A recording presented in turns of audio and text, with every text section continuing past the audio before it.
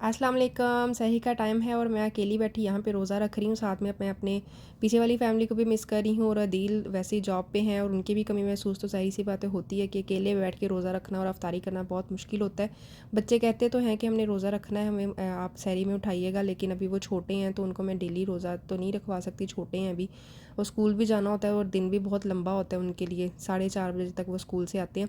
खैर मैंने अकेली नहीं रोज़ा रख के दुआ वगैरह मांग ली। उसके बाद मैंने बच्चों को स्कूल भेजा और आज का मेरा प्लान था कि मैंने पहले सारे काम ख़त्म करने फिर मैंने सोना है। जो सरी के बाद हम सोते हैं ना, वो वाला काम मैंने बाद में करना है।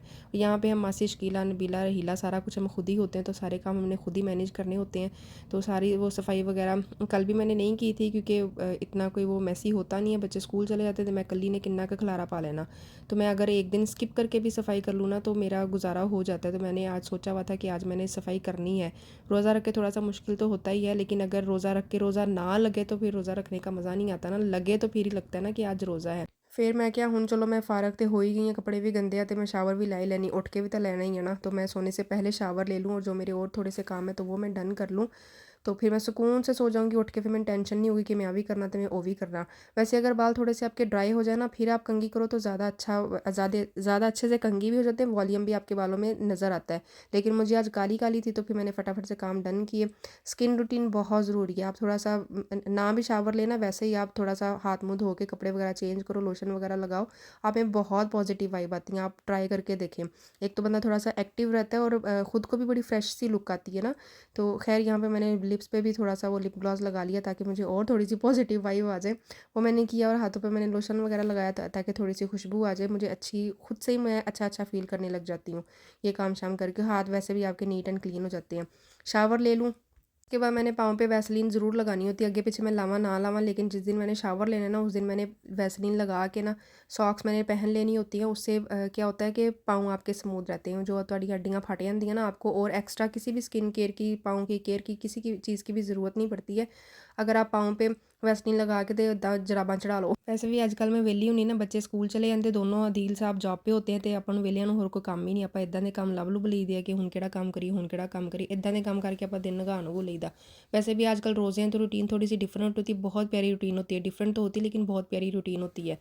अच्छा, मैं ना घर पे अकेली होती हूँ ना, तो मैंने ये होता ना कि इधरों की आवाज़ आ गई ना तो लगता कोई घर च मेरे तो अलावा भी है, इधरों की आवाज़ आ जी लगता घर च मेरे तो अलावा भी कोई है। तो इन सारी बातों से बचने के लिए ना मैं लाजमी टीवी ऑन कर लेती होती हूँ, कुछ भी लगा लेती होती हूँ। वैसे तो रमज़ान से पहले तो मैं क्या करती हूँ कि कोई ना कोई ड्रामा लगा लिया या कोई म्यूज़िक वगैरह लगा लिया तो वो कर लेती हूँ, लेकिन रोज़े हैं ना तो मैं फिर मौलाना तारिक जमील आगे पीछे भी मैं सुन लेती हूँ, लेकिन स्पेशली रमज़ान में तो मेरा फिर यही होता है कि इनको मैं लगा लेती हूँ कि चलते रहते हैं, तो साथ साथ मैं इनको सुनती रहती हूँ, साथ साथ जो भी मेरे काम होते हैं वो मैं डन कर लेती हूँ। ये देखें ज़रा, रूबी रेडी शेडी है पॉजिटिव वाइब आ रही है ना, मुझे खुद को ही आ रही है, फ्रेश फील होता है। और उसके बाद फिर अल्लाह तुहाडा भला करे। मैंने कहा कि जो मैंने सुपारा ज़ोहर के बाद का रखा होता है ना कि एक मैंने ज़ोहर के बाद सुपारा पढ़ना है, तो वो फिर मैंने कहा अभी मैं वो पढ़ के ना फिर मैं सुकून ना सो जाऊँगी। अच्छा, हमारा ना लेडीज़ का यही होता है, आ काम कर लो तो फिर मैं आ कर लूँगी, वो काम कर लवां पहले मैं फिर आ वाला कर लूँगी, थोड़ा जिहा रह जूगा, करते करते ना ਆਪਾਂ इदां ही शाम पा लेनी होंदी है। खैर मैंने ये सोचा कि चलो सुपारा पढ़ के तो फिर मैं सो जाऊँगी। मैंने एक सुपारा अब डन कर लिया, एक तो फिर मैं फजर के टाइम पढ़ लेती होती हूँ, अगर दरमियान में और टाइम भी मिल जाए तो मैं पढ़ लेती होती हूँ, लेकिन 2 सुपारे तो मेरे मस्त होते हैं, इतना सा ही पढ़ पाती हूँ क्योंकि बच्चों के साथ रूटीन ऐसी ही होती है, तो शुक्र है अल्लाह का इतना पढ़ लेती हूँ। उसके बाद फिर इसके बाद मेरे सारे काम डन है, अब मैंने कुछ नहीं और करना था, खाना शाना जो है ना वो मेरा बना हुआ है और शाम को इफ्तारी का ही था।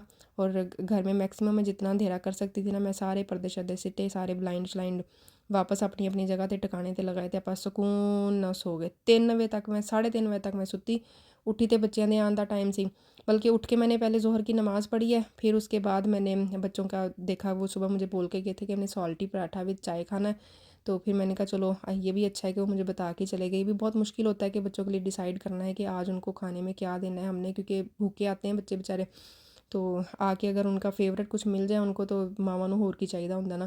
खैर यहाँ पे मैंने सॉल्टी पराठा बनाया, पहले मैंने सादे 2 पेड़े लिए हैं, एक अजीन का छोटा पराठा बनता है, एंजल का बड़ा पराठा बनता है, तो मैंने सादे ऐसे ही पेड़े लेके उनको ऐसे मैंने प्लेन बेला है और उसके ऊपर देसी घी लगाया, फिर ऐसे उनकी स्ट्रिप्स ही बना ली हैं। 2 तरह से बनाती हूँ, तो एक तो ऐसे स्ट्रिप्स ही उनकी काट के तो ऐसे रोल कर लेती हूँ, और उसका मैं इस तरह से पेड़ा बना के तो फिर उसका पराठा बना लेती हूँ। सेकंड जो होता है ना, दो तरह से बनाती हूँ ना, बल्कि काफ़ी तरह से बना लेती हूँ, लेकिन बच्चों का मैंने इस तरह से दो तरह से बनाया पराठा।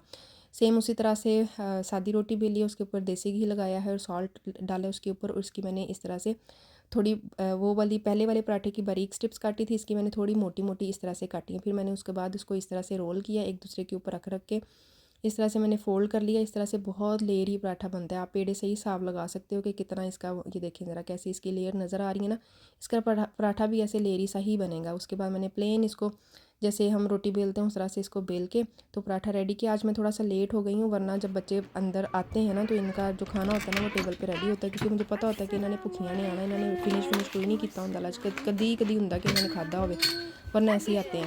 अदील का पार्सल आया हुआ था। जब बच्चों की जो स्टोरीज़ होती है ना वो डोर एंटर होते ही हो जानी होती है, मम्मा मम्मा मम्मा मम्मा, जो इनके दिमाग में बातें होती, दिल में बातें होती, सारी बच्चों ने कर लेनी होती। सब बच्चे ऐसे ही करते हैं, उनका भी दिल हौला हो जाता है, हमारा भी दिमाग हौला हो जाता है कि इन्होंने स्कूल में क्या किया होगा।